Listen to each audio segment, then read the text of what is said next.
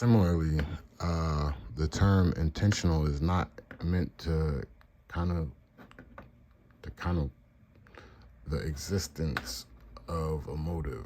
Defendants might be able to argue that their purpose in illegal intercepting communication were noble because their interceptions were part of personal investigations into crimes of malfeasance. Personal investigations. Personal investigations. Citizens' arrests do not count. Let me read that again. Defendants might be able to argue that their purpose in illegal intercepting communications were noble because their interceptions were part of a personal investigation in the crime of malfeasance. Such purposes are irrelevant to mental state. Virtually all concede that the use of wiretapping or electronic surveillance techniques by private unauthorized hands has little justification where communications are intercepted without the consent of one of the participants. Townsend. Whether the defendant had a good or evil purpose in utilizing the automatic recording equipment is therefore irrelevant. People who steal because they like to, or to get more money, or to feed the poor, like Robin Hood, all commit the same crime. The word intentional describes the mental attitude associated with an act that is being done on purpose. It does not suggest that the act has committed for a particular evil purpose. Interception. The Wiretap Act defines an intercept as the act, I don't know what that says. It doesn't look like, it looks like a word, but that wouldn't fit. Or other acquisition of the contents of the wire, electronic or oral communication through the use of any electronic, mechanical, or other device. Although only 25 words long, this definition is surprisingly complex. It uses no fewer than 5 terms that are each themselves separately defined in section 2510 context: wire communication, electronic communication, oral communication, and electronic, mechanical, or other devices. 2510.8, 1, 12, 2, 5. These concepts are each sufficiently complex that they are discussed in their own sections below.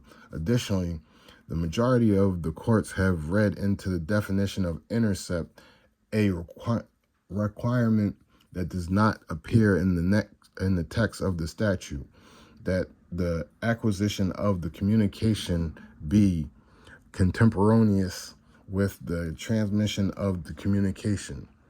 The auroral or other acquisition of the context of the communication refers to some activity engaged in at the time of communication which causes such communications to be overheard by uninvited listeners. Typically, this activity involves a tampering with the established means of communications. I don't know if this is going to go directly to the next page. We shall see.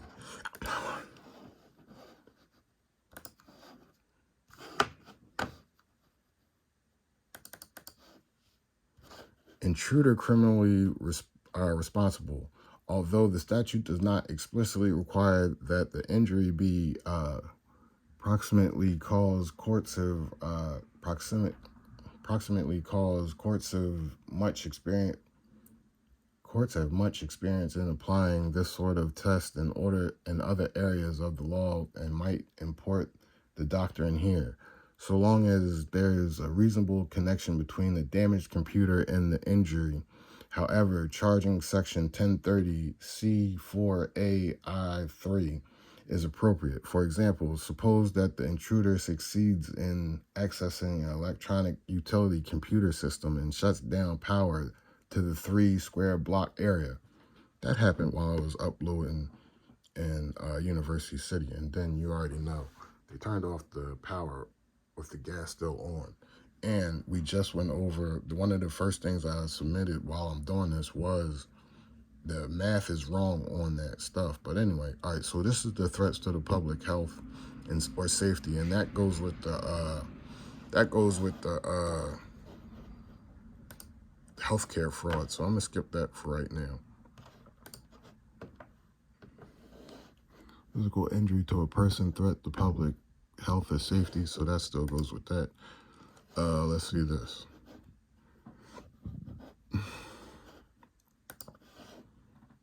No, all right. So what the hell? I don't know if I read this yet, but we'll see. Nevertheless, be covered by the subsection if the subsection were patterned directly after the current mail fraud and wire fraud laws. As a result, Section 1030A4 include the requirements without analogy in the mail and the wire fraud statutes that computer usage be a protected computer and without or in excess of authorization.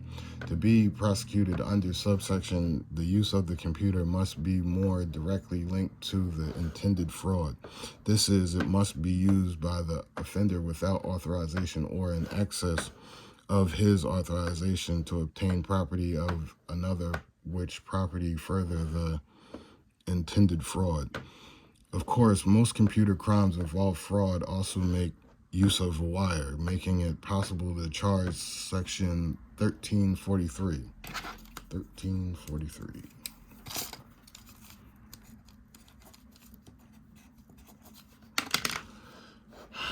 As well, knowingly accessing without or in excess of authorization. Please see page 5 for a discussion of access or authorization.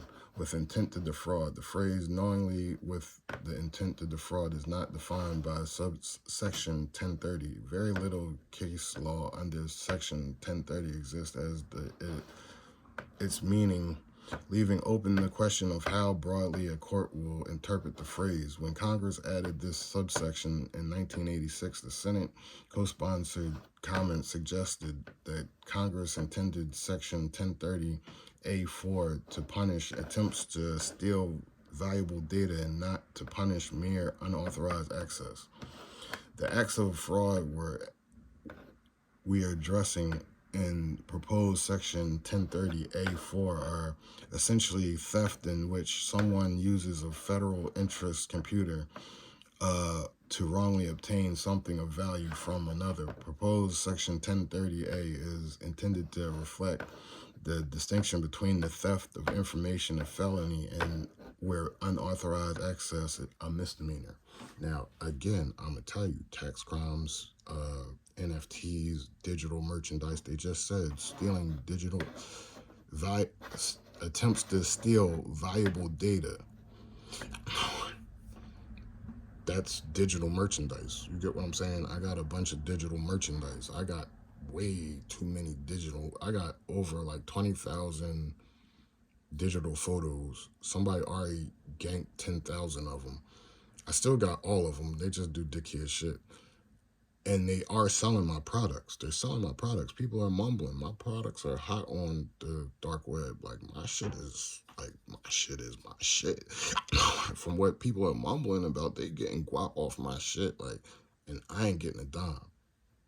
So when you talk about the wire fraud, when you talk about the transfer fraud, when you talk about the NFTs, when you talk about the tax revenue, tax crimes, when you talk about all this shit, don't think that this don't apply to y'all. Congress, something. All right.